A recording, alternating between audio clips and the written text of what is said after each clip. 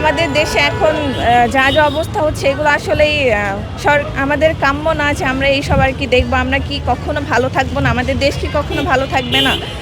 আর হচ্ছে বাংলাদেশে হচ্ছে দুর্নীতি বেড়েই যাচ্ছে। আমরা খুনের বিচার পাচ্ছি না। তারপর এই খুন হামলা, তারপর যত দুর্ঘটনা ঘটছে আমরা কোনো কিছুর বিচার পাচ্ছি না। আমাদের বিকাশ পেমেন্টে 10,000 টাকার বেশি অফার, শপিং চলছে তো। দেশে কি কখনো বিচার হবে না?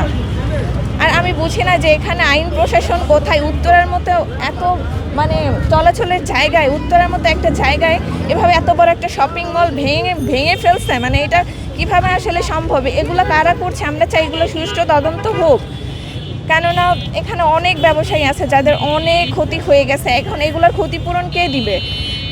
আমাদের দেশের আইন যদি ভালো থাকতো তাহলে তো এগুলো করার কেউ সাহস পেত না, তাই না? আমাদের সব থেকে দরকার আমাদের দেশের আইনকে ভালো করা। আমাদের এই দেশের আইন কবে ভালো হবে? আমরা চাই যে আমাদের প্রশাসন ভালো হোক, প্রশাসন এটা দেখুক, যেমন ইন ফিউচারে এইসব দুর্ঘটনা না ঘটে, আমরা সেগুলোই কামনা করছি। আমি হচ্ছে এখানে সবসময় কেনা করতে করতে আসি, অ্যান্ড আজকেও এসে দেখি এই অবস্থা। আসলে আমি দেখে পুরো অবাক হয়ে গেছি যে আমার এখানে কোনো শপ নেই, আমার কোনো আত্মীয় নেই, তারপর অনেক বেশি খারাপ লাগতেছে যে এত বড় একটা শপিং মল এভাবে ভেঙে দিছে।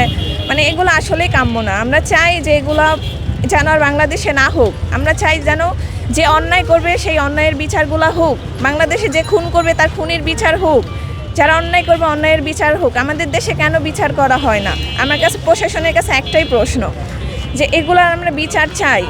এগুলো তারা কেন করবে? তারা এত সাহস কিভাবে পায়? তাদের পিছনে কে আছে যারা তাদেরকে উৎসাহ দেয় এগুলো করার জন্য? আমরা চাই এই দেশে সুষ্ঠু তদন্ত হোক। আর এই যে ঘটনাটা ঘটছে, হ্যাঁ, এটার আমরা একদম বিচার চাই, কেননা এটা একবারেই কাম্য নয়।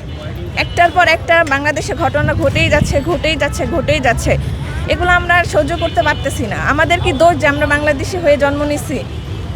আমরা চাই এগুলোর বিচার হোক।